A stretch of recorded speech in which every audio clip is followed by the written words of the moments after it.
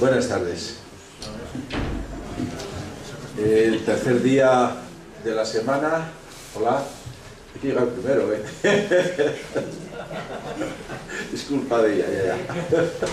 Bueno, el tercer día de la semana con el tema de las basuras marinas. Enseguida empezará Sara Acuña a comentar este tema.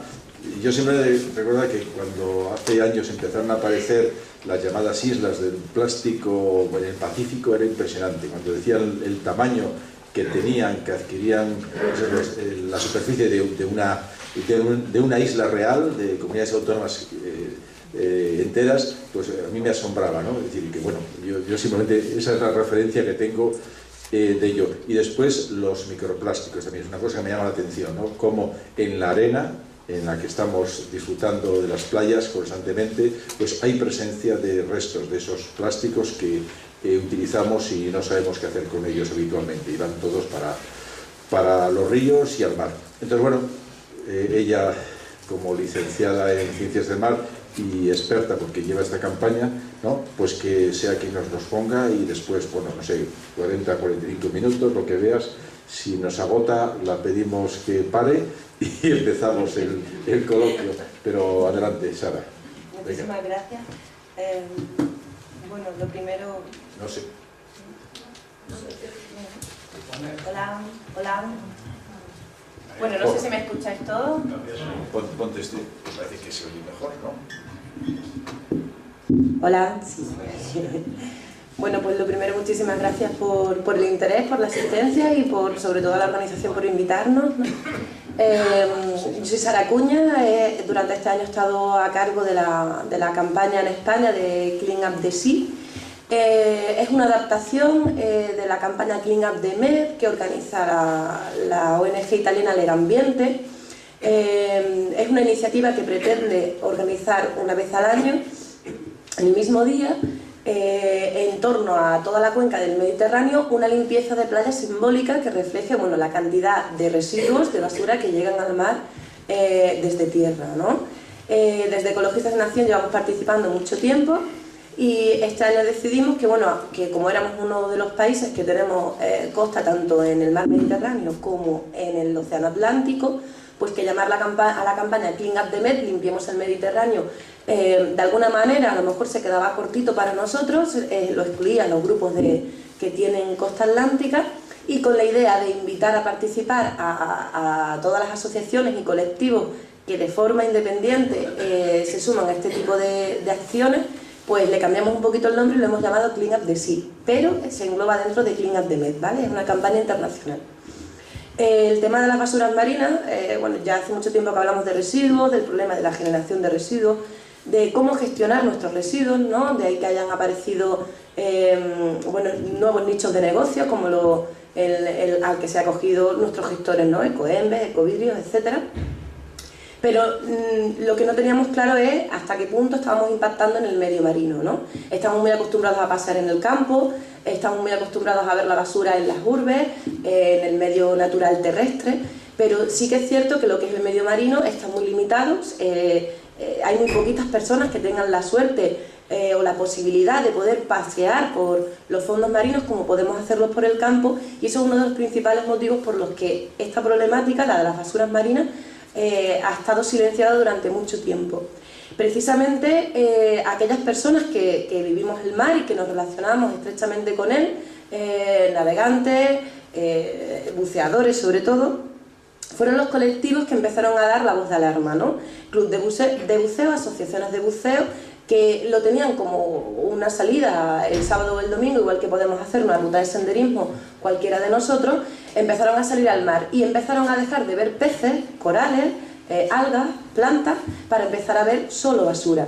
Eso les preocupó mucho, muchos eran hijos y nietos de generaciones que ya buceaban, y lo que ha sido la evolución, el impacto de nuestros residuos en este medio, pues no ha pasado desapercibido para esos colectivos.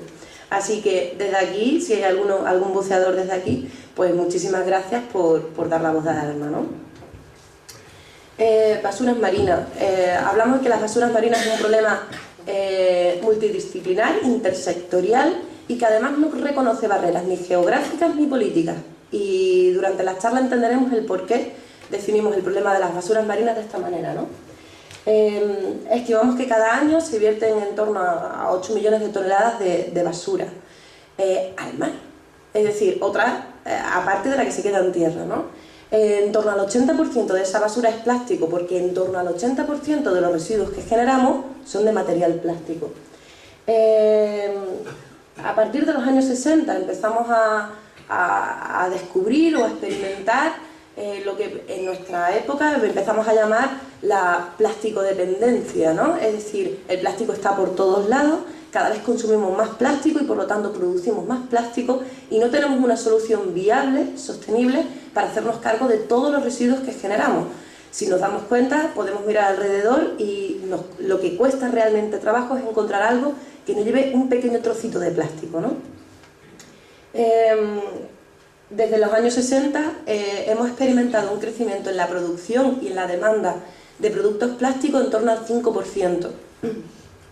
De todo lo que producimos o de todo lo que demandamos, porque básicamente es lo mismo, el 10% termina en el mar. De toda la basura que llega a nuestras casas, el 10% por una vía o por otra termina en el mar. ¿Qué ocurre con el mar Mediterráneo, no? Es verdad que esto está bañado por la costa cantábrica, pero siguen afectándonos y nuestra basura sigue llegando al mar Mediterráneo. Y este mar, si me permitís, voy a hacer un inciso porque tiene unas características muy peculiares. Es un mar cerrado, su intercambio de agua se produce por el estrecho de Gibraltar, es una conexión muy pequeñita, por eso se llama estrecho, de lo estrechita que es. Y a rasgos generales, no siempre ocurre esto, pero hay un intercambio de agua entre lo que es el mar Mediterráneo y nuestro océano Atlántico, ¿no? ¿Qué ocurre con este intercambio en el estrecho de Gibraltar? La masa del Mediterráneo, más caliente, más pesada y demás, pasa hacia el Atlántico en profundidad, en la zona de abajo, y la del Atlántico entra en nuestro mar Mediterráneo en superficie, porque es mucho más fría y por lo tanto pesa menos, y hay no es que ocurra así, pero podríamos imaginar que no ocurre mezcla entre las dos masas de agua, entre la que sale del Mediterráneo por abajo y la que entra del Atlántico hacia el Mediterráneo por arriba.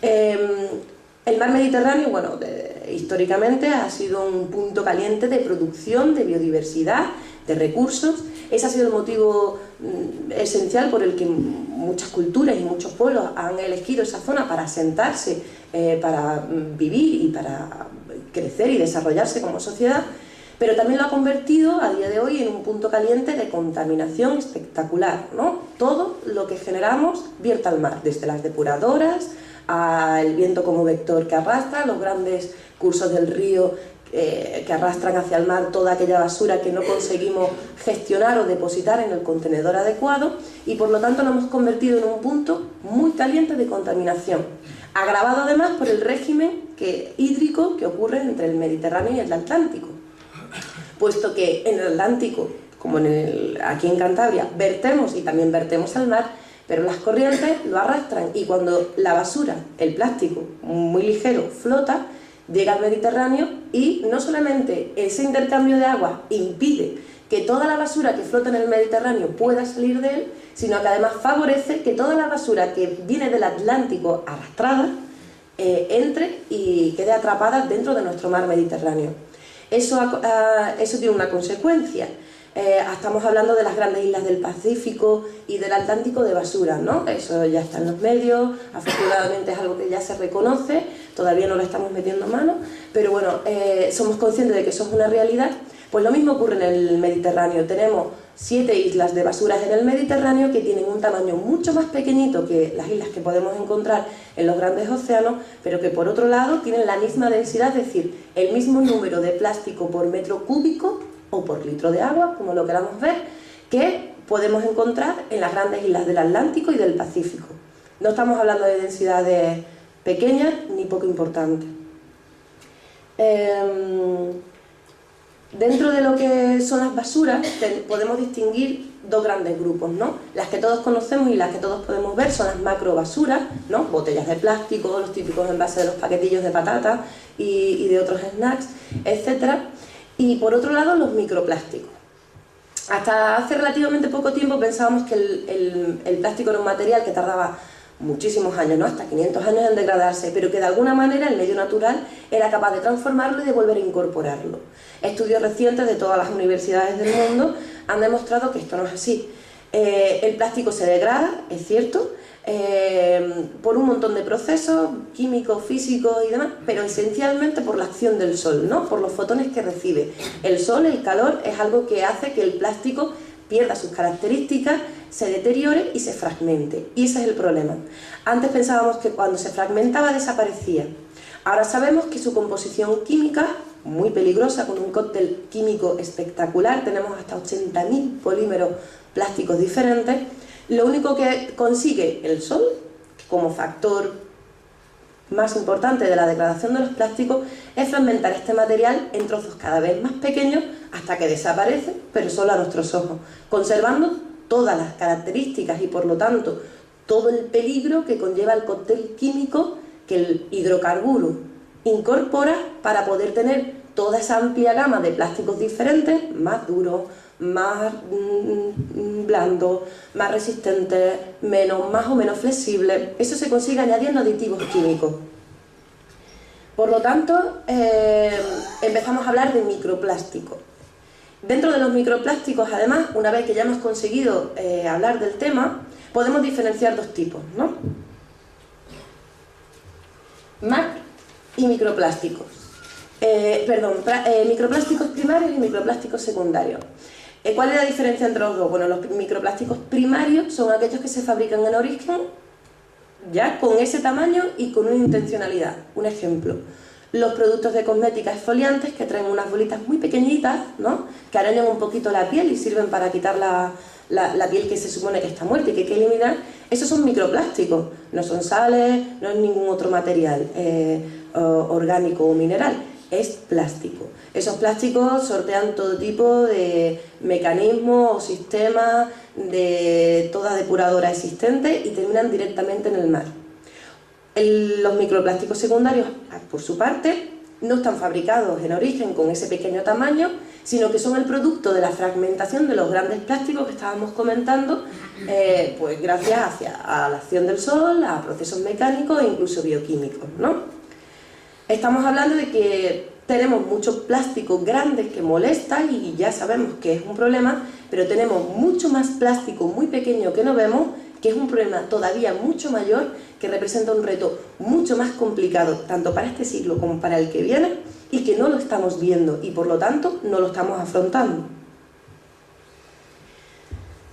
Como comentaba antes, la producción mundial desde los años 50, o la demanda, porque es lo mismo, crece un 5% cada año. En 2015 llegamos a la friolera solo en Europa de 49 millones de toneladas de plástico. Bueno, hay un 3 y pico por ciento que lo ocupa el sector de la agricultura, el 5,8% el de la tecnología, el desarrollo, etc.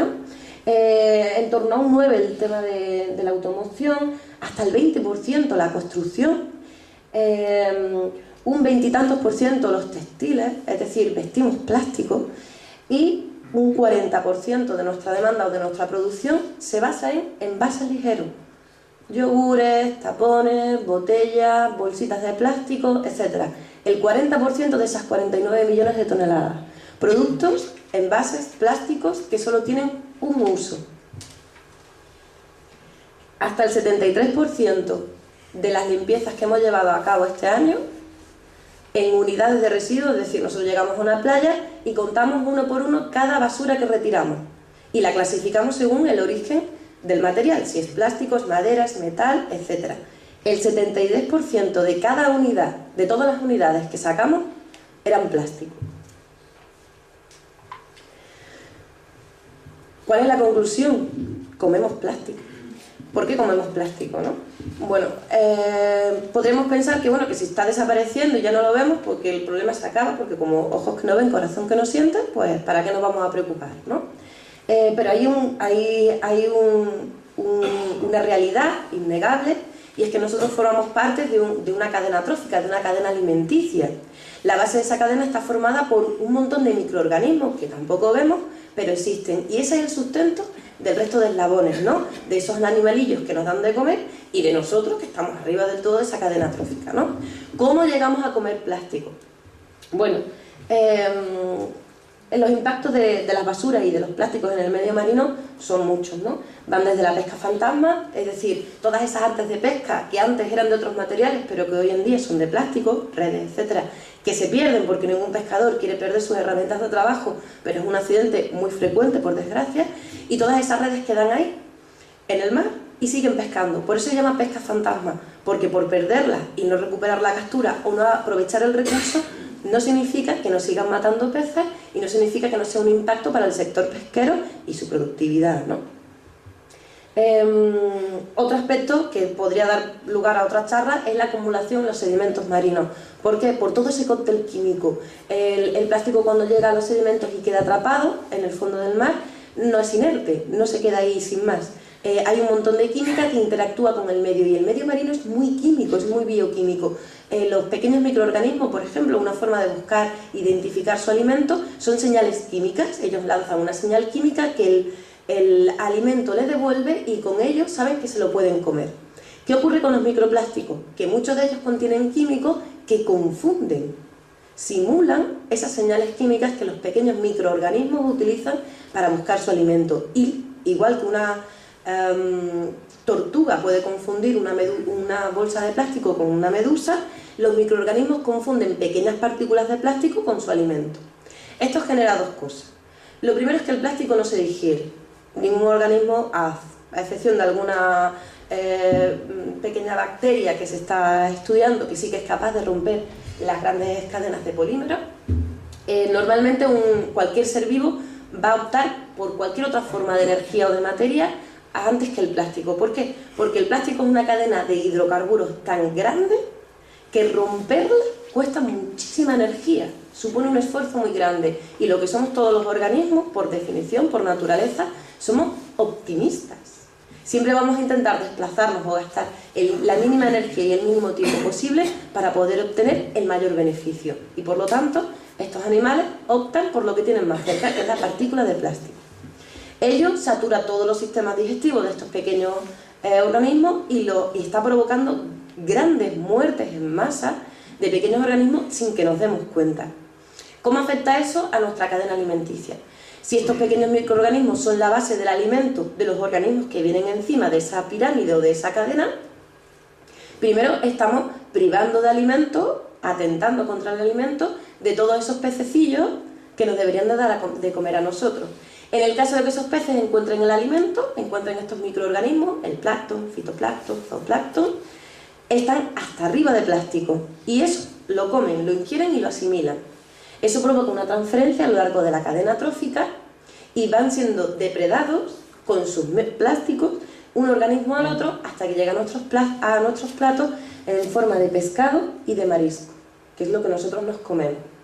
Desde Ecologistas de Nación, en libre descarga en nuestra web, tenéis una guía de disrupción hormonal si queréis profundizar un poco de cuáles son los efectos de los plásticos y del cóctel de químicos que llevan añadidos en nuestra salud. Pero van desde procesos tumorosos a desequilibrios en el metabolismo que pueden afectar a dolencias de diabetes, problemas en el crecimiento, infertilidad, etc., ¿no? Entonces hemos pasado de hablar de lo que antes considerábamos un problema de salud ambiental a hablar de un problema que empieza a ser un problema de salud pública, ¿no? Nos afecta a todos y cada uno de nosotros de forma directa. ¿De dónde viene la basura, no? Bueno, yo creo que todos tenemos claro que viene de nuestras casas, ¿no? Pero ¿cómo llega de nuestras casas hasta el mar? Bueno, pues el 80% de la basura, su origen es terrestre. Eso no significa que venga desde un río. Terrestre se considera cuando vamos a la playa y en vez de llevarnos la basura en una bolsa y tirarla en el contenedor, que generalmente tienen preparado los servicios municipales, la dejamos allí. Eso se llama deposición directa y eso se considera un origen terrestre, cuando hablamos de cómo llegan las basuras al mar. ¿Qué ocurre con todo eso? Bueno, pues que la producción mundial, si la de Europa era 49 millones de toneladas, la mundial son 300 millones de toneladas al año y seguimos en las mismas proporciones. El 10% llega al mar y de ese 10% el 80% es plástico. Hablamos de dependencia plástica, como estábamos comentando antes, y bueno, tenemos una realidad, eso es innegable, ¿no? Hemos degradado el ecosistema marino, ya no solo por la sobreexplotación de sus recursos minerales y pesqueros, sino porque lo hemos contaminado tanto que la poca capacidad de reacción o de respuesta que pudiese tener este sistema la hemos anulado también, la hemos bloqueado. ¿Qué dice Europa? Y por lo tanto, ¿a qué nos obliga a España como Estado miembro de la Unión Europea a atender en cuanto a basuras marinas, ¿no? Tenemos una directiva marco de estrategia marina redactada y acordada por la Unión Europea, que básicamente tiene un objetivo fundamental: conseguir un buen estado de salud ambiental del medio marino para 2020. Estamos a finales del 2017 y hay muy poquillas medidas que España haya adoptado, ¿no? Este verano tuvimos un proyecto, una propuesta de Real Decreto, que es la forma que tiene España de transponer las directivas europeas mediante reales decretos que tienen que aprobarse. Y bueno, dentro de la directiva marco hay 11 descriptores. 11 descriptores que son como un indicativo, un indicador de cómo está la salud de nuestros mares y océanos. Y en base a eso, pues tendríamos que adoptar medidas o estrategias que fueran encaminadas a disminuir la contaminación, a disminuir la entrada de residuos. Hay un montón de medidas. De hecho, en la página oficial del Ministerio las tenéis, si queréis profundizar.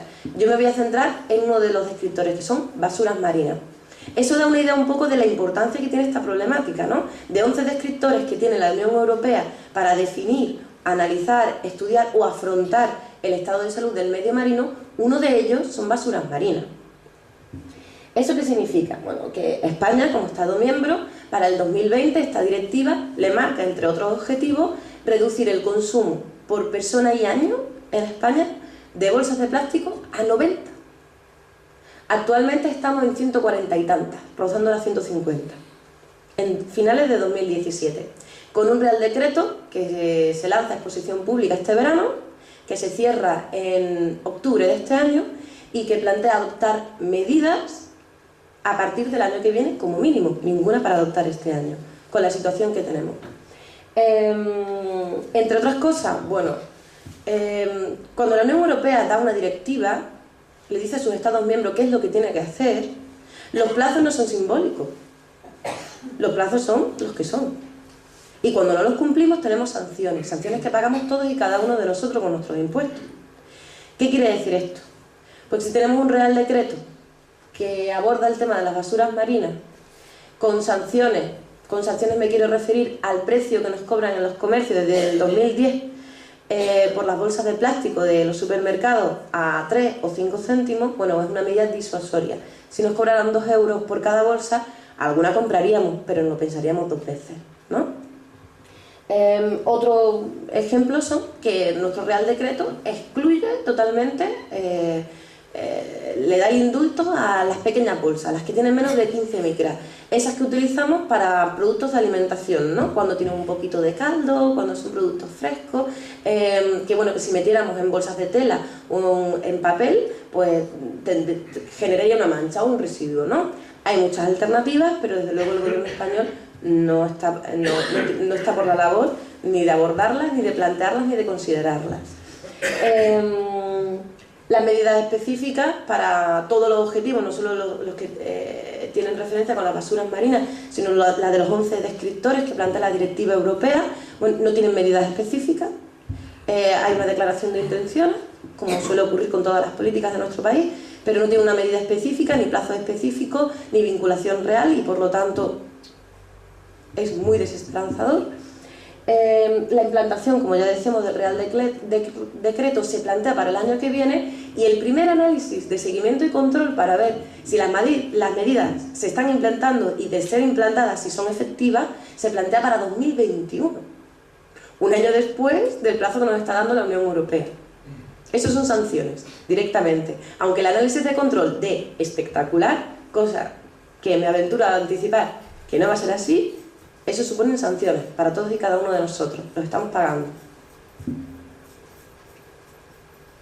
Bueno, ¿qué ha hecho Ecologistas en Acción ante esta situación, no? Pues hemos organizado, o bueno, nos hemos incorporado a la campaña de Clean Up the Med, cambiado el nombre un poquito al final, Clean Up the Sea, limpiemos el mar en general, y hemos organizado, como podéis ver ahí, bueno, 12 limpiezas de playa en las que han participado unas 300 personas voluntarias y hemos conseguido sacar un montón de basura.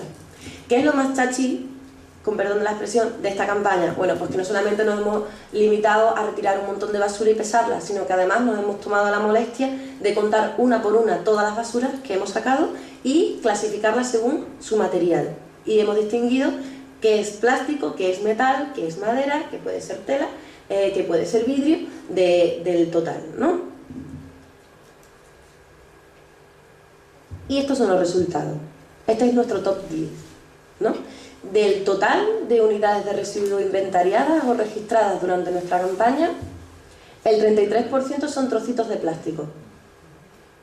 No quiere decir que se puedan considerar microplásticos, porque para poder considerarlo así tienen que tener menos de 0,5 micras, pero sí que son pequeños trocitos, es decir, es una muestra evidente de que nuestros grandes residuos plásticos se fragmentan y el resultado es un montón de plastiquillo pequeño que hemos tenido que muestrear con tamices para poder contarlos y que pasan generalmente desapercibidos no solo a nuestros ojos, sino por supuesto a los servicios de mantenimiento municipales de las playas. El 14% son colillas, a pesar de las iniciativas de un montón de ayuntamientos de repartir ceniceros de playa donde poder depositarlas. De cada 100 unidades de residuos de nuestras playas, el 14 de ellas son colillas, ¿no? Cigarrillos. El 11% son botellas de plástico, el 6% son envoltorios, como chicles, paquetes de patatas, etc.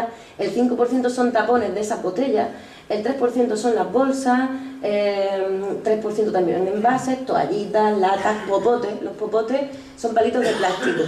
Y podemos distinguir dos tipos de popotes. Aquellos que vienen de los chupa chups, de los caramelos que nos comemos, y los otros que vienen de los bastoncillos que utilizamos para limpiar el cerumen de las orejillas. ¿Cuál es la diferencia? Bueno, pues que los chupachus nos los comemos en la playa y los bastoncillos de la oreja que encontramos en la playa es una evidencia evidente, irrefutable, de que es un residuo doméstico, ¿no? Es decir, eso se ha saltado todos los sistemas de depuración y de presbaste de todas las depuradoras por las que hayan tenido que pasar. Es decir, seguimos tirando los bastoncillos y un montón de residuos que no deberíamos al retrete. Es una práctica que podemos cambiar, es muy sencillo. Ahora hablaremos de algunos hábitos particulares que podríamos adoptar para intentar frenar o minimizar la entrada de basura al mar, pero eso es una evidencia. Voy a comentar un poquito el tema de las bolsas de plástico.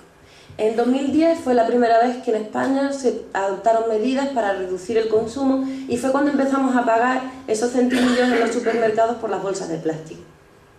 La Asociación Ambiente Europeo hizo un trabajo espectacular, la verdad es que no es un gran trabajo, pero sí que es muy interesante, porque lo que ha hecho es comparar la demanda y la producción de bolsas de plástico en España con los datos de limpiezas de playa desde 2010 a 2015, de todas las iniciativas que han ido surgiendo para reivindicar o visibilizar esta problemática.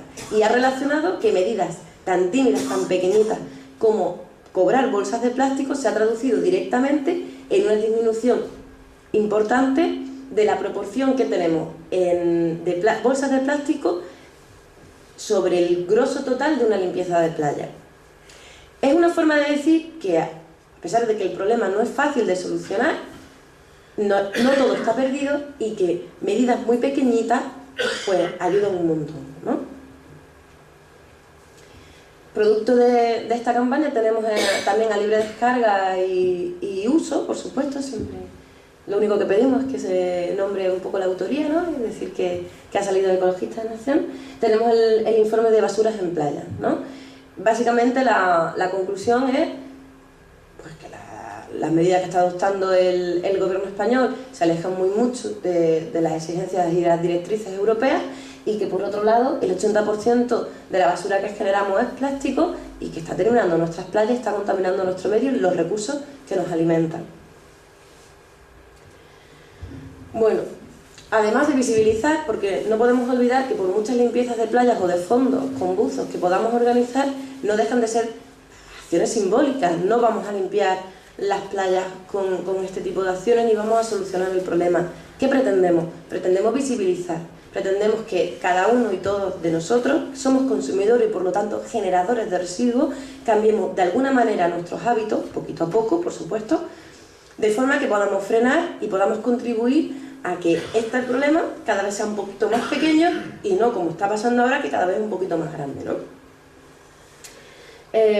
Uno de nuestros pilares es la economía circular, es algo que por lo que llevamos apostando mucho tiempo, y es cerrar el ciclo de la materia, es decir, toda aquella materia que se extrae del medio natural y que se transforme, se procese y se convierta en algún producto u objeto que nosotros podamos utilizar, tenemos que tener muy clara cuál va a ser la estrategia para reutilizar o reciclar ese material, asegurándonos de que los residuos, es decir, aquello que de ninguna de las maneras, con ningún proceso, podemos recuperar, pues sean los mínimos, ¿no? Con eso estamos hablando de economía circular. Si veis nuestras 6R, reciclar, si no es la última, es una de ellas. No podemos empezar por reciclar. El plástico, de todos los materiales que utilizamos, es el menos eficiente en su reciclado.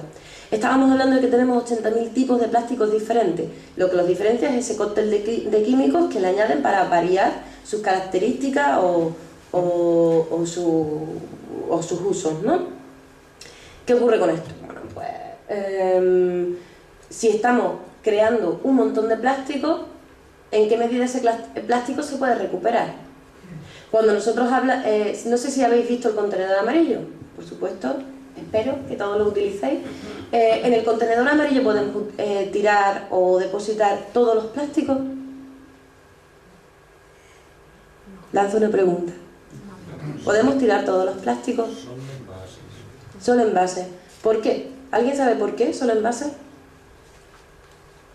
Porque son más fáciles de tratar después.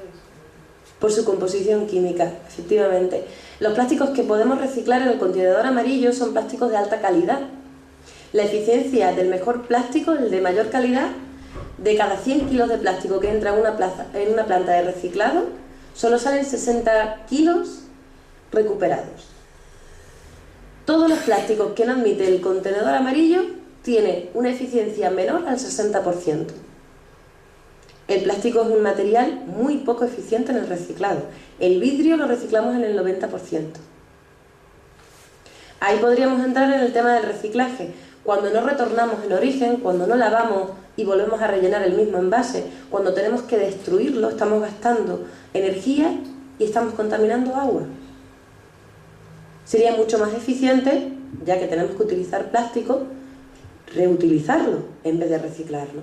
Es uno de los grandes retos de nuestro siglo. Tenemos muchas empresas que se han sumado a ese movimiento, a esa economía verde que está surgiendo y que están viendo donde tenemos problemáticas ambientales, oportunidades de negocio.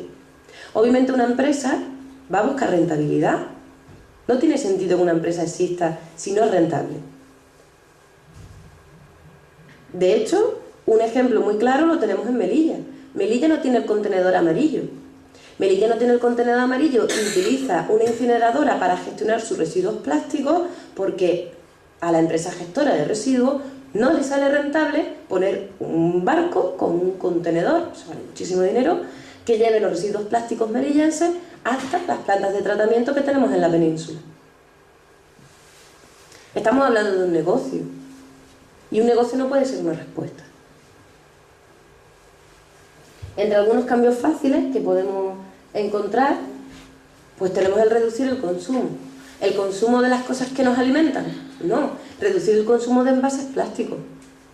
Reducir el consumo de productos sobreenvasados y empezar a pasarnos a productos que se vendan en granel, a comercios pequeños que comercialicen sus productos de una manera justa, sostenible y limpia para el medio y para nuestra salud, porque todos los productos que van envasados en plástico están en contacto directo con todos esos químicos. Las bolsas de plástico, bueno, ni qué decir queda, ¿no? Eso tendríamos que decirle adiós, pero incluso las que se pueden reutilizar, ¿no? De hecho, yo he traído una bolsa reutilizable que se ha presentado como una alternativa a la bolsa de un solo uso, pero que sigue siendo un placebo más, ¿no? Otro parche más que estamos poniendo porque no queremos reconocer la realidad que tenemos hoy en día, ¿no?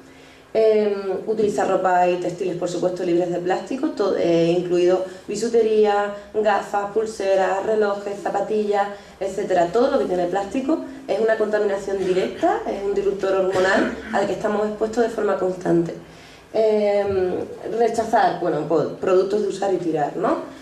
Por ejemplo, las maquinillas de afeitar, pues si podemos comprar una que no tenga que ser usar y tirar y que nos pueda dar tenga una vida útil mucho más larga, pues generaremos mucho menos residuos y bueno, aún así, si podéis afeitaros con otra cosa que no sea plástico, muchísimo mejor, ¿no? Cooperar. Pues cooperar básicamente es apostar por un sistema distinto al que tenemos a la hora de gestionar nuestros residuos, un sistema que se base en el retorno en origen, ¿no? Disminuir el consumo de agua y de refrescos embotellados, ¿no? Hay termos, hay cantimploras, hay esas pequeñas botellitas, ¿no? Mi abuela sigue utilizándolas de vidrio que tienen como un clonk que se cierra y se utiliza para el agua en las neveras. Además es genial porque la botella de plástico con el tiempo empieza a saber un poco raro y la de vidrio no, la de vidrio sigue sabiendo igual que la del grifo, ¿no? Y ser pesados, ¿no? A partir del consejo número 7, lo que venimos a decir es que seamos pesados. Que no nos dé miedo a que nuestros primos dejen de hablarnos, o nuestras familias, o los vecinos de nuestro barrio. Que seamos nosotros los que le demandemos a los pequeños comercios a los que solemos ir a comprar habitualmente, que pongan una bolsa de tela que podamos comprar, que nos oferten los productos a granel, etc, etc. Participar de forma activa en creación. Una de las cosas que mejor está funcionando son los grupos de consumo.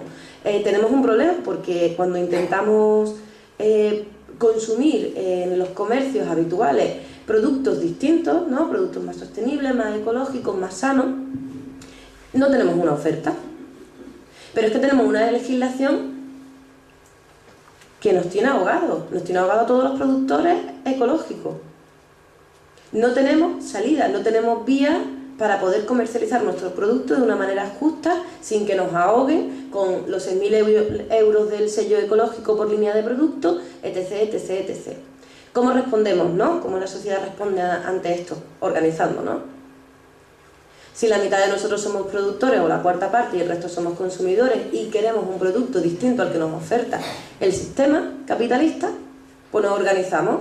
Yo le compro directamente a mi productor, elimino intermediarios, rebajo el precio del producto final y yo como consumidor ecológico tengo un producto de fiar y justo. Y básicamente así nos estamos organizando. Hay muchas grandes superficies que tienen sus líneas de productos ecológicos. Hay muchas pequeñas tiendas de productos ecológicos que cada vez son más frecuentes, sobre todo en grandes ciudades. Voy a poner un ejemplo, ¿no? El mayor gesto de votación que tenemos en la democracia que hoy vivimos, el que tenemos como consumidor. Cuando tú llegas a un estante y optas por un producto y no por otro, le estás diciendo no solo al distribuidor, al supermercado, sino al productor, que tú no quieres ciertos productos. Y eso es así. Un ejemplo, Mercadona, lo siento pero la voy a nombrar. Tiene una mayonesa que viene en dos formatos. Una que viene en un bote de plástico y otro con el mismo peso, los mismos ingredientes, que viene en vidrio. Está desapareciendo el envase de vidrio. ¿Por qué? Porque nadie opta por el envase de vidrio, todos compramos plástico. ¿Por qué no se rompe? ¿Por qué pesa menos? El precio de la mayonesa del producto es el mismo, ¿eh? No vale ni más caro ni más barato la mayonesa por estar envasada en otro material. Si se elimina el envase de vidrio es porque nosotros, como consumidores, elegimos el plástico. Eso es una realidad. Es tan sencillo como eso. Hay veces que nos parece muy complicado, pero realmente no lo es. Otro ejemplo, Sevilla Centro. Una tienda de productos ecológicos. Entro a comprar un detergente ecológico para mi ropa. Y veo que efectivamente no tiene tensioactivo aniónico, etc, etc, etc, pero viene envasado en plástico y está fabricado en Bélgica. Otra. Pues en Bélgica a lo mejor el producto era ecológico, pero después de envasarlo en plástico y de traértelo hasta España, pues lo que es el detergente puede ser menos dañino para el medio, obviamente a eso hay que reconocerlo, pero desde luego no es un producto ecológico. Hay que reivindicarlo. La persona que monta esa tienda, si nosotros como consumidores no le decimos que es envase de plástico y el origen de procedencia de ese producto no nos convence, van a seguir trayendo en envase de plástico el detergente de Bélgica. Tenemos que reaccionar. A veces pensamos que las gotillas o los granitos de arenas que ponemos no sirven para nada, que no tienen un efecto real, y eso es lo que quiere el sistema capitalista, que pensemos que nosotros como sociedad no tenemos poder de movilización, que no tenemos poder para cambiar la realidad que nos rodea. Eso es un error. Eso es lo que les da el poder a ellos, ¿no? El que nos conformemos, es una forma de rendirse. Compro esto porque no tengo otra opción. Sí la hay. Sí que la tenemos. Solo tenemos que crearla, solo tenemos que inventarla y construirla. Y cada vez tenemos la suerte de tener más productores agroecológicos que nos ofertan unos productos a unos precios espectaculares y unos productos espectaculares por sí mismos, ¿no? Así que os animo a que seáis revolución, a que cambiéis vuestro comercio local, vuestro barrio, la cena de Navidad de vuestra familia, etc. Y bueno, a menos que tengáis alguna preguntilla o algo que comentar, seguro que sí. Bueno, yo no tengo nada más que decir sobre la basura marina, el impacto que tiene en nuestro medio que no se ve, y la responsabilidad que tenemos todos y cada uno de nosotros. No solo la responsabilidad, que eso suena un poco a culpa, sino el poder que tenemos nosotros de responder, ¿no? Muchas gracias, Sara.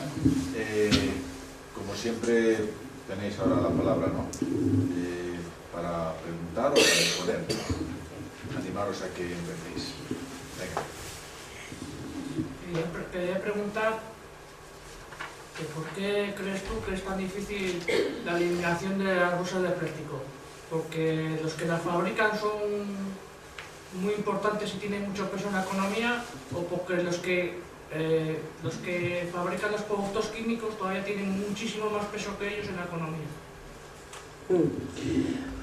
Es una pregunta complicada. Lo que sí que tenemos que tener en cuenta es que tenemos un lobby muy potente, que es todo el lobby relacionado con el sector del hidrocarburo. La industria química es prima hermana del sector. De hecho, el sector de hidrocarburos es un sector químico, ¿no? Y aquí tenemos un freno o un bloqueo muy importante, y son muchos intereses económicos, efectivamente. ¿Por qué no eliminamos las bolsas de plástico? Porque hay mucha gente a la que no le interesa. Es imposible, operativamente hablando, para nosotros como consumidores y usuarios, sustituir la bolsa de plástico. No, hay un montón de países que lo han hecho. Marruecos ha prohibido las bolsas de plástico. Cuando antes viajabas de un pueblo a otro de Marruecos, tenías unos campos totalmente azules, porque las bolsas de plástico en Marruecos son todas azules. Eran todas azules.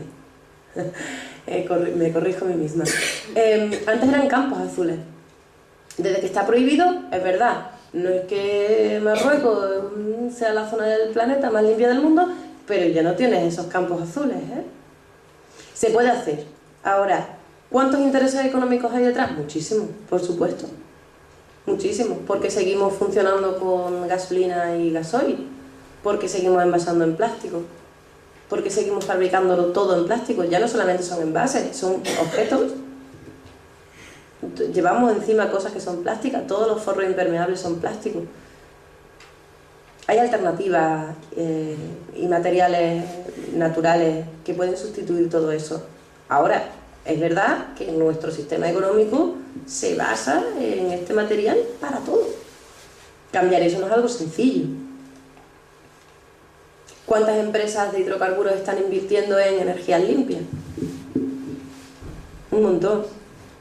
Es que a ellos mismos también se les está acabando el negocio.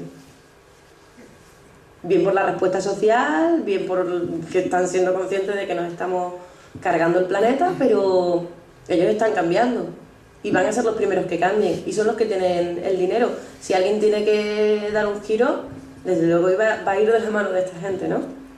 Pero aún así, insisto, es cierto que el sector privado es muy potente, es cierto que normalmente los gobiernos actúan en función de esos intereses, pero también es verdad que nosotros somos muchos más. Y tenemos que empezar a pensar que tenemos mucho más poder del que pensamos. Si queremos eliminar las bolsas de plástico, hombre, sería genial que nuestro gobierno las prohibiera. Pero si no las prohíbe, nosotros dejamos de usarlas. Y a lo mejor no hace falta ni que las prohíban, porque ya no las usamos. No sé si responde a tu pregunta. Tener que dejar de usarlas cuando te las regalan casi gratis es un poco complicado. Yo te doy una opinión. Trabajé muchos años de cara al público y yo creo que es un servicio que llegó tan fácil, el que tú llegas a tu tienda y te lo diesen todo en bolsas, todo. Un paquete de galletas viene en pequeñas bolsitas, dentro todavía está más distribuido. Es un proceso muy fácil, muy atractivo de presentar el plástico. Es transparente, es muy visual, tiene mucho color, mucho tacto. Está en el uso que nosotros le demos. Vamos a Carrefour y si no nos cabe la bolsa de Carrefour, aquellas bolsas de patata que se hicieron no tenían salida, no eran atractivas, no eran bonitas. Afortunadamente las de Carrefour y todas estas Mercadona y todas estas grandes, afortunadamente todavía son capaces de meter una en el coche y sacarla del coche para hacer la compra, pero está en el servicio que nos dan a nosotros y que tenemos que rechazar. O sea, yo creo que las empresas es importante, pero es tan bonito llegar con las manos vacías, abiertas en los bolsillos y que te lo den todo empaquetado. Ahora tenemos, cada vez hay más recipientes, cada vez más pequeños, cada vez más fácil, todo, cremas, las salchichas, los envases de leche, las sardinas, cada vez vienen en paquetes más pequeños, más fáciles, mucha más cantidad de residuos. Seguimos siendo nosotros los que demandamos eso, cosa que de las empresas se nutren, claro. Sigue siendo el sistema el que... Los grandes hidrocarburos y todo esto que mencionas está muy bien, pero en la calle sigue funcionando. Y entonces yo sigo viendo el mismo problema en todas estas ponencias que estamos viendo. Al final, los que estamos aquí, poco a poco va llegando la información. Pero al gran consumidor de la calle, el público en general, hay mucha información que no llega, tanta que no llega. Me gustaría saber, tú que estás más metida en este tema, si los gobiernos están haciendo algo, pues educando a desde pequeños en los colegios, a los niños, si hay algo porque al final la sociedad es, si nos educan desde pequeñitos a no usar la bolsa, a reciclar, a no contaminar, pues al final todo llegará a un fin, ¿no? Pero quería saber eso, si los gobiernos están haciendo algo, hay algo que muevan en ese sentido. Bueno, lo que voy a decir ahora lo voy a decir como Sara y no como ecologista de nación. Estuve un par de años trabajando en el programa de Recapacicla de la Junta de Andalucía. Tiene un programa para escolares, otro para universidades y otro para CPAs, Centros de Participación Activa. Nosotros trabajamos el tema de reciclaje, ¿no? Nuestro trabajo consistía en ir por asociaciones o colegios, universidades, hablando sobre cómo reciclar. En las primeras sesiones, bueno, nos dimos cuenta que el programa de Recapacicla estaba financiada por ciertas empresas y que esas empresas tenían ciertas palabras tabú. Reducir, rechazar, eso no podía ir en cartelería, no podía estar difundido por redes sociales, etc, etc, etc. ¿Los gobiernos están haciendo algo? ¿El gobierno de España? Sí, más que el gobierno, las administraciones, que son las que tienen los convenios con este tipo de empresas. El año pasado, esto sí que nos afectó desde Ecologista de Nación, el año pasado no, el anterior, en 2016, íbamos a optar una línea de financiación para proyectos en torno a basuras marinas específicas de la Fundación Biodiversidad, que estaba financiada por Ecoembes. Fundación Bio, ¿eh? Es decir, tenemos un monopolio en cuanto al reciclaje, en cuanto al mensaje que se está lanzando, etc, etc, etc. Y esto tiene un problema. Tiene un problema porque ese mensaje nos hace creer que estamos respondiendo cuando en realidad respondemos a intereses económicos de una empresa, pero no a las necesidades ambientales de nuestro entorno. ¿Qué estamos haciendo? Nada. Opinión ya personal. No estamos haciendo nada. Estamos poniendo una tirita tras otra tirita, un montón de propaganda, medios de comunicación, un montón de cartelillos verdes, con tonos verdes, letras verdes, por todos lados en las redes sociales, pero efectivo, no estamos haciendo nada. De ahí que sea necesario que la población se movilice, que seamos nosotros los que renunciemos a ciertas comodidades. Es cierto que es muy cómodo tener envases de unidosis y demás. De hecho, el sistema capitalista, el ritmo frenético este que se nos impone y demás, pues al final somos una sociedad cada vez más individualista, comemos solos, rápido, de pie, corriendo por la calle. Entonces como que necesitamos, ¿no?, ese tipo de productos fáciles, rápidos, baratos. A lo mejor lo que necesitamos es un cambio de perspectiva y un cambio de ritmo y un cambio de hábitos de vida que nos tenga menos estresados, que nos obliga a comer mejor, o no nos obliga a comer tan mal, por lo menos, ¿no? Que volvamos a cocinar. La gente de mi generación ya no cocina. Y no cocina porque tenemos salchichas individuales, que es muy fácil calentar en un microondas, y te lo comes en 5 minutillos, no hace falta ni que te sientes, ¿no? Sí que es cierto que tenemos que renunciar a algunas cosas, pero también tenemos que ser conscientes que a la vez que estamos renunciando a ciertas cosas, estamos ganando ciertas otras, ¿no? Nosotros tenemos la posibilidad de responder y de cambiar. Probablemente mis hijos o mis nietos ya no tengan capacidad de respuesta porque lo que se encuentre sea un despropósito total. Yo no tengo idea de cómo vamos a ser capaces de responder ante el problema de basuras marinas. ¿Cómo vamos a rescatar todo ese plástico que ya ha llegado al mar? Lo que está en las fosas abisales también lo vamos a rescatar. Si no hemos conseguido mandar una cámara para saber qué hay de verdad ahí abajo, todavía no tenemos tecnología para eso. ¿Vamos a poder subirnos algo de allí? ¿Y en toneladas o millones de toneladas? No podemos seguir ignorando ciertas cosas. Es cierto que es muy incómodo que nos saquen de nuestra comodidad. Es muy incómodo que nos cambien los hábitos. Es más, es mucho más difícil cambiar un hábito que tenemos arraigado, un vicio, que adoptar un hábito nuevo. Y el problema es que lo que aquí se plantea es que revertamos todos los hábitos de vida que tenemos. Mi generación no conoce otro ritmo de vida. El otro día nos regalaron tomates y berenjenas. Esto es una anécdota, ¿vale? Y se las lleva a mi abuela. Y a los 3 o 4 días dijo mi madre: ¡anda!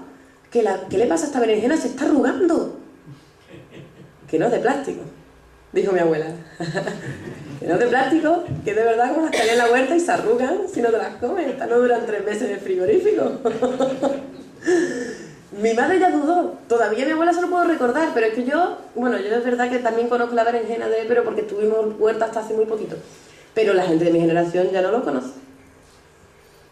Una compañera mía de trabajo ve una berenjena arrugada y la tira. Ni se le pasa por la cabeza abrirla, no vaya a ser que esté buena. Eso tiene mala pinta, lo tiro. Y yo tengo 28 años, ¿eh? No estamos hablando de hábitos que llevemos arrastrando cientos o miles de años, estamos hablando de hábitos que llevamos arrastrando décadas. Si los hemos adoptado tan rápido, ¿por qué no podemos desadoptarlos? No pasa nada, si está muy bien, si ves que hay que retroceder, ¿no? Los medicamentos vienen todos envasados en plástico.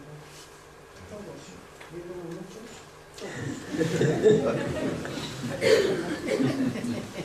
Podrían venir en botecitos. En América vienen en botes, supongo que serán de plástico también, pero podríamos tener como las mermeladas, un tarrito de vidrio donde vengan y te la vayan rellenando en las farmacias, como eso lo hacen en Estados Unidos, por ejemplo, aunque el vasito es de plástico. Yo creo que es que la gente no se da cuenta de que todos somos lo mismo. Que yo estoy libre, no, porque el plástico ese al final lo tienes tú encima, te lo comes, somos plástico, tenemos enfermedades, ¿no? Eso, pues que somos plástico y los plásticos nos provocan enfermedades, lo llevamos dentro del cuerpo. La gente, yo creo que mucha gente se piensa que el medio ambiente es lo que está ahí, que nosotros no somos medio ambiente. Entonces parece como que estamos todos compartimentados y los problemas están ahí y yo soy otra cosa. Yo creo que todavía no lo tenemos eso en mente, como que no, somos aparte. Y ese es yo creo que es un problema y ese es un problema de información, ¿no? Y de educación.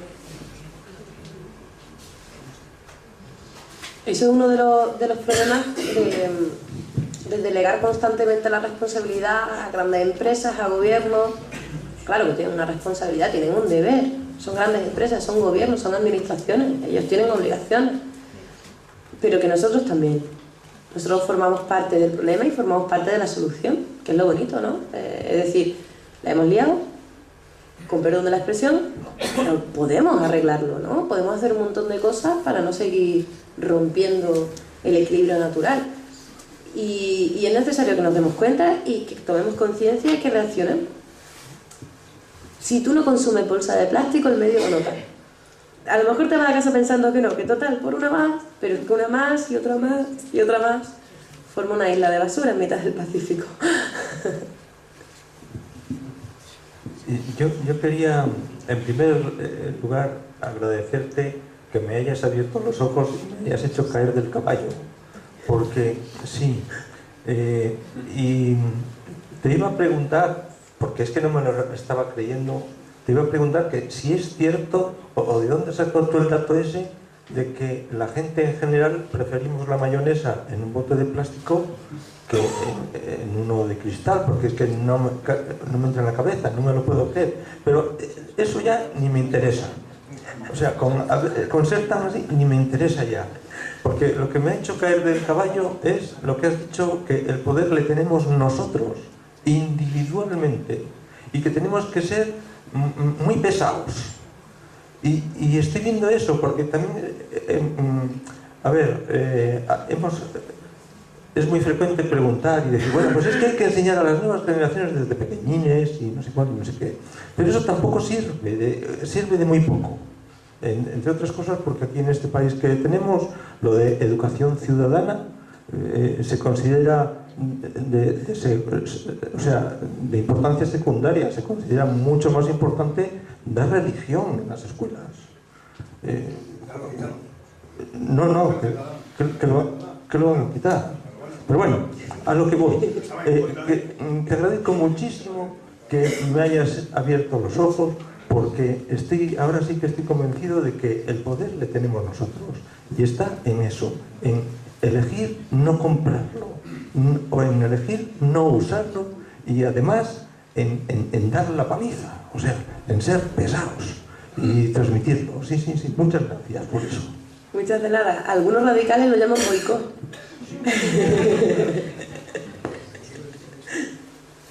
Yo unas cosas, absolutamente de acuerdo con el boicot, que suene mal. Lógicamente todos somos responsables de lo que tiramos por la taza del váter, por el fregadero y sobre todo por lo que tiramos por las calles, que va a las alcantarillas y va a todo lo demás, incluidos los plásticos, ¿no?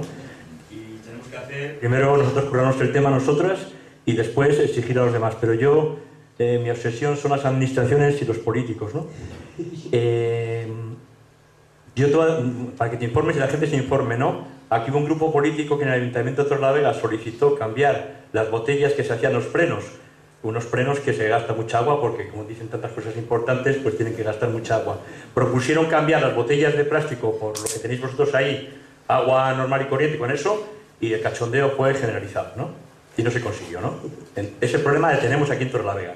Y el segundo problema que tenemos en Cantabria y también en Torrelavega es que Mare, la empresa pública que gestiona los residuos aquí, en colaboración con el Conves y con los ayuntamientos y en colaboración con algunas ONGs, para educar a los niños, la única forma que les educa es hacer títeres para que los niños y las niñas sepan clasificar dónde tienen que meter cada cosa. Esto en el azul, esto, y sobre todo en el de amarillo, que hace mucha incidencia en el amarillo porque ahí está el pastel y está todo el negocio, ¿no? Entonces, hay un gran problema. Nosotros tenemos que currarnos el tema, nosotras, pero las administraciones lo que están haciendo es que cada paso que se da son 4 pasos que se dan para atrás. Y porque se fían más de las empresas, y en este caso de Conves, que de la capacidad que tenemos los ciudadanos de tirar para adelante y sobre todo los niños y las niñas, ¿no? Entonces, una de las soluciones que yo planteaba es que también los ayuntamientos, cuando se haga pedagogía, no se haga pedagogía con el interés económico de las empresas que a la vez subvencionan a los ayuntamientos, en este caso Equembes, ¿no? Y que Conves también nos da un dinero a nosotros a través del ayuntamiento por lo que se selecciona en las plantas de reciclaje. Aquí en Torrelavega se calcula que son entre 30.000 y 100.000 euros cada año que Conves da a los ayuntamientos en plan muy bien para que el ayuntamiento destine ese dinero para lo que quiera.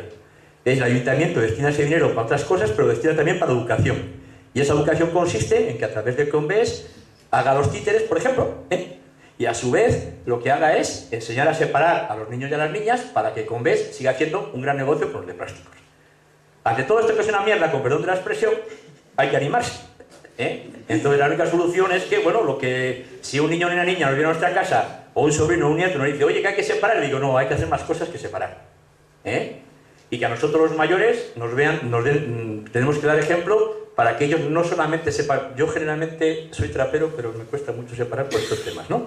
Pero sí que tenemos que enseñar a nuestra gente a que no solamente sean capaces de clasificar, sino sean capaces de clasificar muchísimo menos, porque generamos muchos menos residuos, ¿no?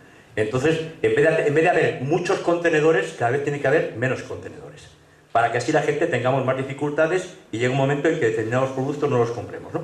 Pero también yo la alternativa que daba es que, y por eso defiendo lo nuestro y lo de muchísima gente, que en los pueblos y en los barrios haya traperías o lugares donde la gente pueda reciclar, pero también la gente pueda aprender a consumir, y que en los barrios se encuentren las mismas alternativas que se encuentran en Mercadona y en otros sitios, ¿no? O sea, ser mejores competidores y ser en la proximidad lo que por ejemplo, las grandes superficies, pues no, o sea, no lo son. Es muy difícil porque tú vas a una gran superficie y te encuentras cine, y tienes el día completo. Pero sí que la alternativa está en que nosotros, para resumirlo, nos cuidemos la taza del váter, que cuidemos nuestro consumo, exijamos a los que tienen el poder de que no den la imagen de reciclaje en su pedagogía, porque es el interés de las grandes productoras y Econves, y después entre nosotros organizarnos, si los ayuntamientos no lo hacen, para encontrar lugares donde podemos reciclar, separar, depositar y sobre todo aprender a otras muchísimas cosas que no solamente sea lo que diga Econves de los ayuntamientos, ¿no? Hay que tirar para adelante. Yo tengo 62 años, la cosa está muy mal, lo entiendo, porque contra más conoces, más no puedes decir determinadas cosas a los niños y a las niñas, aunque también tienen derecho a saber la verdad. Aquí se pueden decir cosas, pero en determinados sitios cuesta mucho como decir a un niño o a una niña que lo que va a meter en el contenedor amarillo, el gran por ciento va a ser lo que tú dices para el agua marina, para incinerar, y muy poquito, y fíjate, lo insisto, va a ser para reciclarlo. Y muy poquito va a ser para retornar. O sea, para volver a utilizarlo, ¿no? Que es otra alternativa que yo presento. Pero bueno, hay que animarse. Yo no me animo, pero vosotros tenéis que animaros, ¿vale?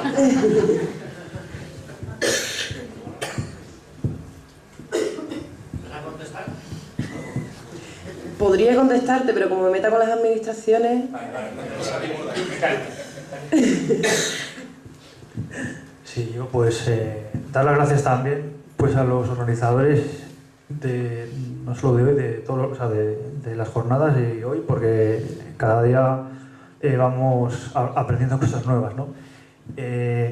Había una cosa que no había oído yo nunca, y es la directiva esta marco de estrategia marina, viene de la Unión Europea, que jamás lo había oído.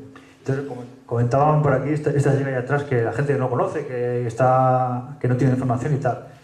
Bueno, yo creo que todos habéis oído lo que son las Smart Cities. Ahora mismo en Santander es una de las mayores de España. En Suances, que también tiene playa, están haciendo una campaña de pago digital donde te animan a pagar tu café y tu pan con tu móvil y no sé qué. Entonces, ¿de dónde viene todo esto? Pues de las multinacionales, Telefónica, Vodafone, ONO, etc. Entonces, las directrices de la Unión Europea son bien claras. Lo de reciclar no viene por ninguna parte, simplemente hacer el paripé de bajar los niveles de contaminación y que todo el mundo tenga un smartphone con su correspondiente contaminación de plástico, de coltán o de 1000 cosas, y que esté todo el mundo atontado. Poner puntos wifi por todas partes, y lo de reciclar y tal, pues jamás lo había oído. Entonces, por eso la diferencia que tenemos ahora mismo, que las multinacionales marcan cómo sea nuestra sociedad y en el reciclaje no están diciendo nada. Por eso, bueno, pues como ha dicho Tate, animarse y vamos, entre todas y todos, estos 11 sencillos pasos que cada uno podemos ir haciendo, pues ir cambiándolo poco a poco en el entorno nuestro. Una reflexión tecnológica, reciclaje de la Unión Europea, nada más.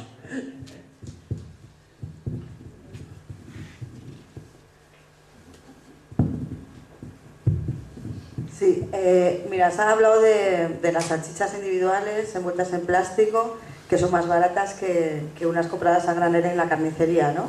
Pero en el fondo sabemos todos que no, porque la gestión de los residuos que genera 1 kilo de salchichas vendidas individualmente y envueltas cada una en su plastiquillo, pues es mucho más caro que la gestión del residuo que pueda generar la salchicha comprada en la carnicería a granel. Esto pasa a todas las escalas. ¿Existe alguna iniciativa o algún indicio de intentar empezar a gravar esos costes de gestión de esos residuos, internalizar los costes ambientales de una vez por todas en los productos que compramos? ¿Existe algún partido político en España que esté demandando esto, la internalización de esos costes, el gravamen de esos costes ambientales en los productos que compramos? Porque el día que realmente esos productos sean mucho más caros es la mejor medida disuasoria para que la gente no los compre, aparte de que se potenciaría lógicamente el mercado local, ¿no? Es que los pagas. Ya tienes otra cosa es que reflejen el costo ambiental real, pero en el envase nosotros pagamos una pequeña cantidad de ese envase que realmente se supone que estamos intentando compensar económicamente la gestión de ese residuo, la generación de ese residuo, etcétera, etcétera. Distinto a lo que pagamos cuando nos recogen la basura, porque ahí estamos pagando otra cosa. Ahí pagamos el servicio, los contenedores, los puestos de trabajo de las personas que vienen, etcétera, los limpian, en fin, ¿no? Pero sí que lo estamos pagando. Esa es la cuestión. Es como el canon de la música, ¿no? Estás pagando el CD, pero estás pagando el no sé qué, el no sé cuánto, pagas 10 veces el mismo producto. Pues con los envases de plástico pasa lo mismo. Estamos pagando 10 veces lo mismo. Pero te lo cobran y no te lo desglosan y no te enteras. Creo que no pagamos suficiente, ¿eh? Creo que nos cuesta otra. Claro, porque en realidad, mira, el ejemplo de la salchicha de la carnicería, pásalo a kilos, el precio. Te va a salir infinitamente más barata, o a la mitad de precio incluso, el kilo de salchicha en la carnicería que si lo intentas comprar envasado individual en el supermercado. El producto es más caro, el problema es que es más cómodo y más rápido. Entonces, económicamente, en euros, te sale más caro, pero como te permite parar 5 minutos en vez de parar media hora, pues asume el coste económico para ahorrarte el temporal, por ejemplo. Que no compruebas. Si tú vas a comprar 3 salchichas, efectivamente te resulta más cómodo cogerlas de repente, tal. Si no, si vas a la carnicería que está debajo de casa, para 3 salchichas dices, ¿cuánto tiempo voy a dar? Entonces lo coges todo acumulado en la gran superficie, digo porque a mí me toca comprar y tengo 2 carnicerías debajo con la carne fenomenal de las 2, os lo puedo asegurar. Una, propaganda, venden carne de Tudanca de Anievas de primera línea. Digo, por ejemplo, digo, en concreto, y sin embargo es una carnicería que está muy poco visitada. Digo, ejemplos concretos. Entonces, claro, tú calculas que en la semana vas a comprar 4 salchichas, claro, no vas decir, a la carnicería. ¿Por qué? Porque entre que bajas, subes, estás ahí, que hay 6 personas en la cola, evidentemente valoras más el tiempo que lo que puedas y vas a pagar la salchicha más cara. No te das cuenta porque compras 4. No, digo, Marta, es decir, es la conducta habitual. Antes lo decía, no sé quién por ahí atrás, ¿no? Que efectivamente aquí podemos estar más o menos convencidos que hacemos unas prácticas en un porcentaje X más saludables, pero bueno, también hacemos otras prácticas nada saludables, pero bueno, estamos enfilados. Pero el problema es que el conjunto de la población elige el envase de plástico. Lo digo porque en nuestra casa tenemos el frigorífico, la despensa llena de cosas. y aunque nosotros compremos no sé qué, vamos con familiares próximos y se extrañan de las compras que hacemos, ¿no? Se extrañan de las compras que hacemos a veces. Y vamos, no sigo por ahí. Pero tenemos al lado de nuestra casa productos muy buenos y vamos a otro sitio por ellos.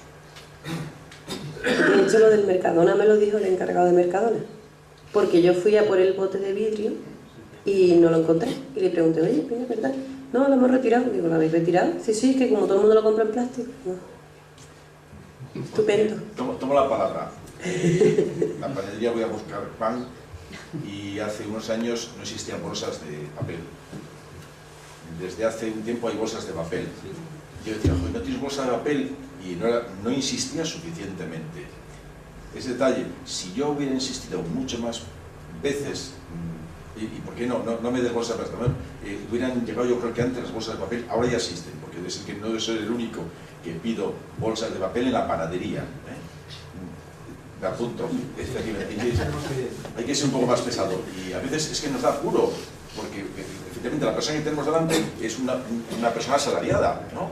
Y dices, joder, y le voy con la cantinela mía de por qué no, claro, ella no es la responsable, ¿no? Bueno, digo que sí, que hay que ser... Te oye ella y te oye el cliente, y te oye otro, y yo creo que hay que hacer eso, hay que hacer campaña. Quieres no ser molesto, y hay veces que hay que hacerlo. Sí. Yo creo que siempre se puede molestar con una sonrisa. Y el primo que se mosquee, bueno, pues que se mosquee. Lo que tenemos claro es que lo decía antes Tate, y es cierto, que la prisa influye directamente en el olfato, porque ya no vamos y olemos la fruta, como olía mi madre cuando iba, por ejemplo, a la frutería, o los productos, cualquier hortaliza. Oye, esto huele que parece fresco, esto tal. Te pueden dar el pescado que huele mal porque no te va a dar tiempo a leer. Te vas tan rápido a los sitios que a veces es como, ¿cómo me voy a tirar media hora o 3/4 de hora en la carnicería escuchando a todas las vecinas del barrio o vecinos? Y media hora, 3/4 en la pescadería, esa era la vida anterior, que yo me gustaría volver a ella. Vengo a que me des el pan que me lo ha dicho mi madre, eso siempre me recuerda mucho. Entonces, pasa con esas cosas, es cierto, no te paras a ver lo que decías antes, de que la fruta se arruga, de que las cosas se arrugan, que son naturales y son frescas. Digo, voy a hacer un comentario. Afortunadamente estoy jubilado y puedo dedicar tiempo a la huerta. Entonces, cuando llevo los productos de la huerta a casa, tienen algunos caracoles, tienen algunos cocas, no, vamos a hacer las cosas. Pero bueno, entonces digo que, claro, eso no lo admites hoy día cuando vas a cualquier establecimiento que tenga la mínima mácula, ¿no? Y claro, entra en juego toda una educación de qué producto estás consumiendo. Claro, prefiero que eso no está pasando, porque claro, tienes que limpiar la lechuga, tienes que limpiar el repollo, tienes que limpiar el brócoli, ¿no? Y si te encuentras el plato, pues, bueno, pero no puedes apartar. Pero es que a mí me ha sucedido que yo he llevado, por ser a parte de la familia, mis brócolis y vamos, me lo han casi escupido. ¿Por qué? Porque había una puñetera oruga pequeñita. Sí, pero ¿eso cómo va a afectar al producto? ¿No? Si tú lo apartas y si llegara el caso que te lo comas, te dará rabia, asco, pero es que no, es que hay otros estándares que están funcionando y que son los que nos están determinando un tipo de consumo y va a ser muy complicado. Pues hay que abrir brecha, ¿no? Claro. Y en las pescaderías y las carnicerías puedes ir y decir, oye, fulanita, prepárame para dentro, cuando puedas, medio kilo de merluza, y ya lo pasaré a buscar. Entonces yo sé por qué tengo que esperar 10 días por días, habiendo nada más que 2. Quería preguntar, en el 10% que has dicho que de plásticos que acaban en el mar, de la producción total de plástico, ¿qué porcentaje crees tú que es por contaminación humana directa de tirarlo por el baño y cuánto puede ser de empresas que en vez de dedicarse a reciclar normalmente pues se dedican a tirarlo todo al mar o a llevarlo a países africanos o llevarlo a países asiáticos. Y otra cosa es, ¿qué porcentaje crees tú que no sería más importante si todo esto, para concienciar a la gente, lo lleváramos a un terreno que la gente lo pudiera entender mejor, como por ejemplo, con toda la crisis de empleos que hay, hacer una especie de volver a los orígenes para que la gente así pudiera tener más empleo y pudieran comprar en este modelo? Porque si tú solo le dices a la gente que cambie el modelo, pues igual la gente dirá, pues ¿para qué voy a cambiar el modelo? Si yo tengo ya mi modelo de trabajo. Pero si la gente ve que la gente gana dinero y trabaja y paga impuestos y ayuda a sus vecinos, trabajando, digamos, un poquitín, como tú has dicho, con detergentes ecológicos o con tiendas que cojan productos en vidrio, pues no sé, igual lo entenderían mejor y se apuntarían más. Pues tenemos una diapositiva de las primeras, de hecho voy a pasar y todo por atrás. Es cierto que hay ciertos sectores como la agricultura, la construcción y demás que generan pues, o demandan plástico, ¿no? Pero si nos damos cuenta, el 20% es de construcción, son nuestras casas. El 40%, ya vamos por el 60%, son envases de un solo uso. Más el otro 20 o 20 y tantos que son textiles, pues no lo tengo calculado exactamente, pero ¿qué porcentaje es responsabilidad del consumidor? Pues más del 80%. Es que toda empresa que genere un producto o un servicio, al final lo consumimos nosotros. Un ejemplo de un basura marina, por ejemplo, los plásticos de los invernaderos de Almería. Pero es que es nuestra responsabilidad. ¿Por qué compras tomates y pimientos del invernadero? Si no los comprase nadie tendría invernadero y nadie genera ningún sector económico o empresarial generaría esos plásticos. Podemos buscar todos los culpables que queramos fuera de nosotros, ¿no? Como estábamos diciendo antes. Pero que somos nosotros, que somos todos nosotros. Es nuestra basura. Aunque no queramos reconocerlo. Al hilo de lo que ha dicho este chico de que vengo por el pan que me manda mi madre, me ha recordado cuando yo, no soy tan mayor, iba al comercio de mi barrio, me mandaba mi madre con una bolsa de palma y unas botellas, vete a buscar el vino, o vete a buscar la leche, o vete a buscar... Y era un modelo que, bueno, hoy en día no se prima el reciclaje, o sea, que si yo voy y llevo 3 botellas de vidrio, me digan, pues no te las vamos a cobrar o te vamos a devolver 3 céntimos por cada botella. Que nos lo hacía la tendera, le llevábamos botellas y no hace tanto tiempo de eso. No hace tanto tiempo que íbamos y era un hábito que teníamos. Íbamos a comprar y ya llevábamos las botellas y se ha perdido en muy pocas décadas, en 2 o 3 décadas se ha perdido. En México no puedes comprar como no lleve el envase. En varios países, Sí quedó... en varios países europeos, si tienes las máquinas a entrar Sí, en el supermercado, que vas metiendo y te devuelven un dinero. Claro, eso se ha hablado de que se puede recuperar en España, pero claro, es que tienes que poner normas y eso efectivamente se puede hacer. No cambias todo el mundo, pero cambias un poco y reduces, vas empezando a reducir. Pero no está descabellado, porque igual que a nosotros nos puede parecer cualquier otro tipo de sistema súper complicado o incómodo, tengo una amiga mexicana, se quedó en casa unos días y fue a bajarla por unas cervezas y me dijo, ¿cuántos envases me llevo? Digo, pues todos los que puedas, ya que vas a reciclar, ¿no? Te llévate toda la bolsa de basura, te va a llevar 3 o 4 cosas nada más. No lo entendía. Claro, porque ella solo se lleva a la tienda lo que quiere traerse de vuelta lleno. Bueno, pues nuestro sistema de reciclaje a ella le pareció difícil, incómodo. Ahora lo tengo que acumular en mi casa hasta que la bolsa está llena y después lo llevo. Cuando yo a mi comercio llevo 2 botellas y 3 cacharros y ya no tengo más basura en mi casa, ¿no? Quiero decir que son hábitos que los hábitos no son ni mejores ni peores, que simplemente, o sea, sí que son mejores o peores, pero no son ni más ni menos incómodos, que simplemente son los nuestros. El que tiene por costumbre ducharse a las 7 de la mañana le parece maravilloso, y yo, porque me ducho por las noches, pues mojarme a las 7 es como, uff, ya me ha sacado de mi zona de confort, ¿no?